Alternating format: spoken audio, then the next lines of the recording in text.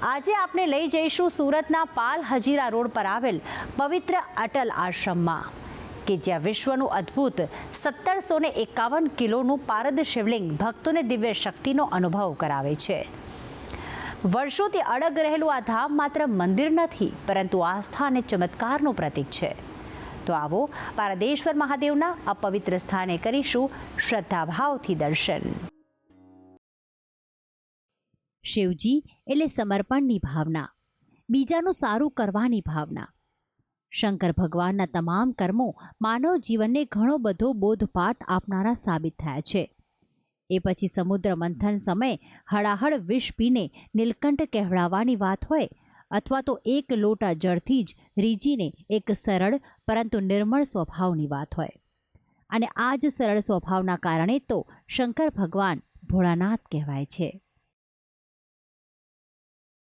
સ્વયંભૂ શિવલિંગ સિવાય જે કોઈ લિંગનું નિર્માણ કરીને તેની પ્રાણ પ્રતિષ્ઠા કરવામાં આવે છે તેમાં અલગ અલગ ધાતુઓનો ઉપયોગ થાય છે અથવા તો અલગ અલગ પથ્થરોનો ઉપયોગ થાય છે, પરંતુ આ તમામમાં પારદ ધાતુમાંથી બનાવેલ શિવલિંગ એ શક્તિનો સ્ત્રોત કહેવાય છે અને સર્વસિદ્ધિની પ્રાપ્તિ કરનારો કહેવાય છે, જેનો ઉલ્લેખ પુરાણોમાં પણ છે। રસલિંગમ મહાલિંગમ શિવશક્તિ નિકેતનમ લિંગમ શિવાલયમ પ્રોક્ત સિદ્ધિદમ સર્વદેહીનામ। અર્થાત રસલિંગ એ જ મહાલિંગ છે જેમાં શિવ અને શક્તિનો વાસ છે અને જે સાચું શિવાલય કહેવાય છે, જેના કારણે જ ભગવાન શિવે સ્વયં કહ્યું છે કે મને પામવા માટે 12 જ્યોતિર્લિંગના દર્શન કરવા અથવા તો મારા પારદ શિવલિંગના દર્શન કરવા, બંનેમાં હું સમાન ફળ જ આપીશ। આથી પારદ શિવલિંગનો મહિમા અનેરો છે। સુરતના હજીરા રોડ પર આવેલું પારદેશ્વર મહાદેવ મંદિર આ જ કારણે હજારો ભક્તોની આસ્થાનું કેન્દ્ર બન્યું છે, કારણ કે આ મંદિરમાં જે શિવલિંગ છે એ પારદ ધાતુમાંથી બનેલું છે અને તે પણ 1751 કિલોનું।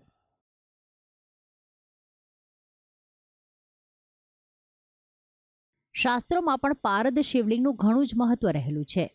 મંદિરમાં પ્રવેશતાની સાથે જ એક તરફ દેવાધિદેવ મહાદેવનું ગર્ભગૃહ દ્રશ્યમાન થાય છે તો બીજી તરફ માં અંબાનું ધામ।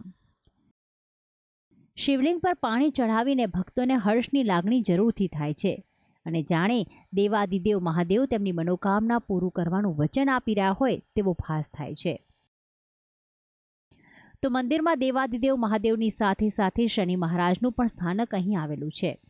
શનિ મહારાજ પણ શિવજીના પરમ ભક્ત હતા, ત્યારે શિવજીના આ અદ્ભુત મંદિરમાં સૂર્યપુત્ર શનિદેવના પણ દર્શન થઈ શકે છે। તો સાથે જ અહીં શિવજીના અવતાર ગણાતા મહાબલી બજરંગ બલી શ્રી હનુમાનજીનું પણ સ્થાનક છે, જ્યાં હનુમાનજીની સિંદૂરી મૂર્તિ અને અન્ય મનમોહક હનુમાનજીની મૂર્તિના દર્શન પણ થાય છે। તો વળી મેલડી માતા તેમજ મા અંબેના પણ દર્શન આ પાવન સ્થળ પર કરી શકાય છે। તો આમ દેવાધિદેવ મહાદેવ સાથે અન્ય દેવી દેવતાઓના દર્શન કરીને ભક્તો ધન્યતાની લાગણી અનુભવે છે। શિવ શંભુના કેટલાય મંદિરો ભારતભરમાં આવેલા છે અને તેમના નિરાકાર સ્વરૂપ એટલે કે શિવલિંગનો પણ અલગ અલગ વસ્તુઓ દ્વારા નિર્માણ કરીને ભક્તો તેને પૂજે છે અને ભજે છે, પરંતુ સુરતના હજીરા રોડ પર આવેલ ગુજરાતનું સૌથી સુંદર અને આકર્ષક પારાનું શિવલિંગ ભક્તોની આસ્થાનું વિશેષ કેન્દ્ર બની રહ્યું છે।